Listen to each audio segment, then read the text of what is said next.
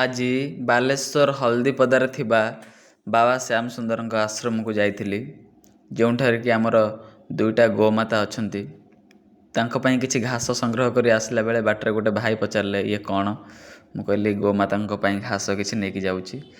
ଯାହା ହଉ, ମାଆଙ୍କୁ ନେଇକି ଆମେ ଘାସ ଖୁଆଇବା ଆମ ଗୋମାତା ମାଆଙ୍କୁ। ବାବା ଆସିକି ମୋତେ ସାହାଯ୍ୟ କଲେ। ମୁଁ ଏଇ ଘାସ ନେଇ ପକେଇବି।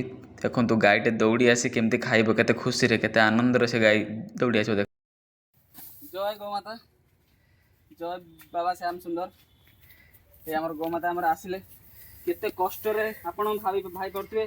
ଆମର ପାଟି ଅଛି, ଆମେ କହିଦେଉଛନ୍ତି, ଆମେ ଖାଇପାରୁଛନ୍ତି, ଆମେ ନିଜ କଥା ନିଜେ ବୁଝିପାରୁଛନ୍ତି, ହେଲେ ସିଏ କେତେ କଷ୍ଟ କରୁଛନ୍ତି ଆପଣମାନେ ଦେଖିପାରୁଥିବେ। ତାଙ୍କ ପାଇଁ ଖାଇବା ନାହିଁ, ଖାଇବା ସମସ୍ୟା।